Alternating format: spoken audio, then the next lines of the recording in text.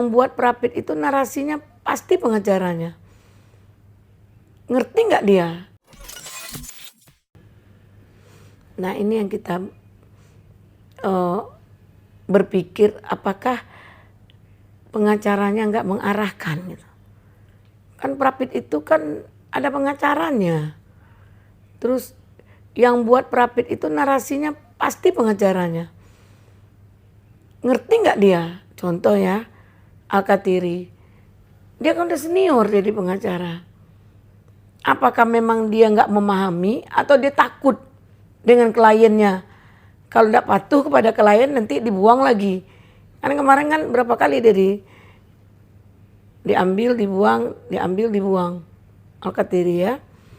Nah, kita takutnya seperti itu. Dia ngikut apa keinginan kliennya. Sementara tidak memberikan keterangan atau kepastian atau kejelasan bahwa itu tidak bisa dan udah tidak patut, udah tidak bisa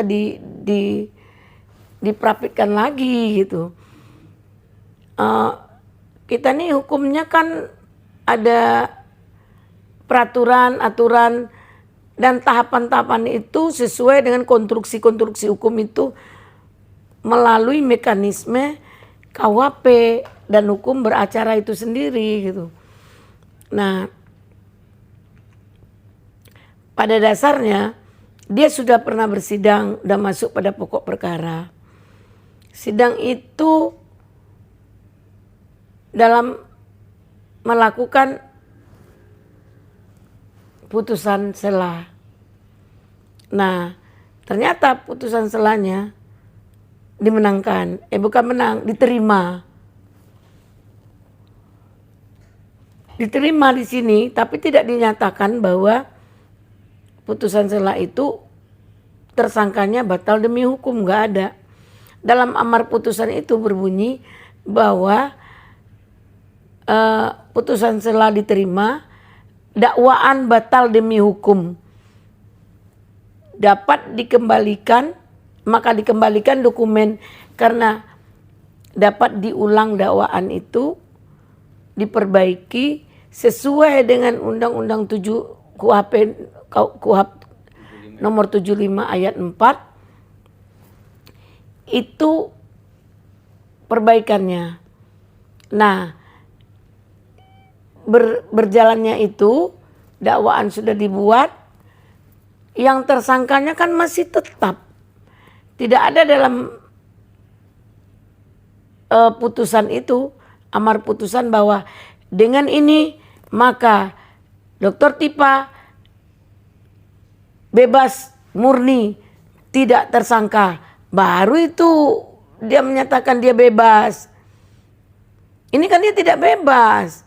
Dinyatakan batal demi hukum, dakwaan dikembalikan. Terus kok dia bersorak?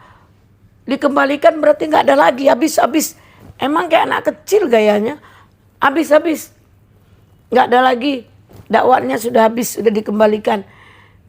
Terkecuali dakwaan itu dipegang sama hakim untuk dibacakan menjadi amar putusan. Ini kan nggak dikembalikan untuk diperbaiki, makanya dikembalikan. Nah, dia tetap tersangka. Karena due process of law itu sudah berjalan.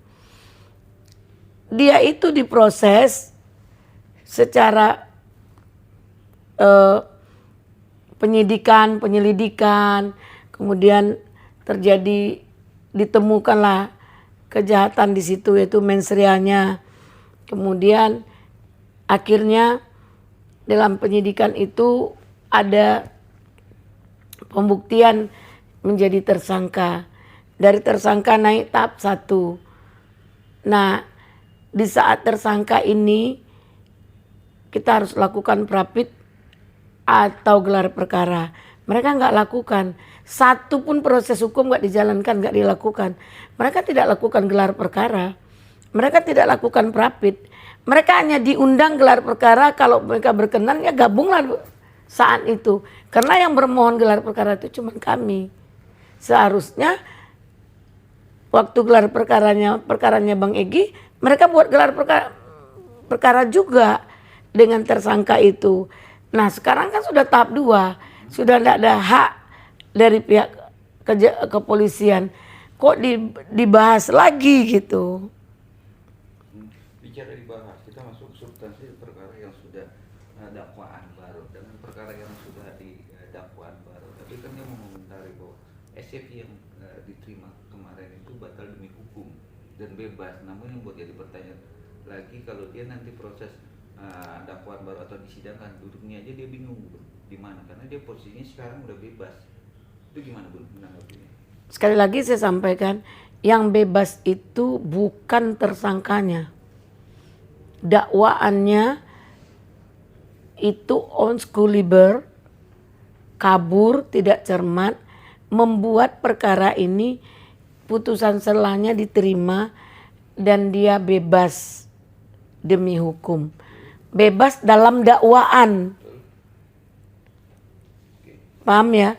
Dakwaan yang dibuat oleh jaksa itu tidak cermat, kabur menurut hakim, maka bebas demi hukum.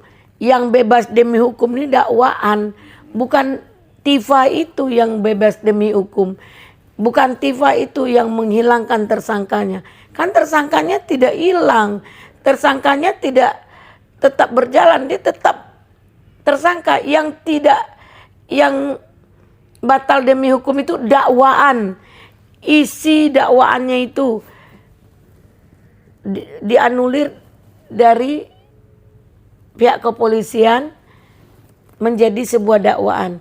Ternyata dakwaan ini kabur unschuliber, maka dibatalkan dakwaan ini. Maka bebas dari demi hukum. Bebas demi hukum. Dakwaan ini tidak bisa dilanjutkan. Oke, bicara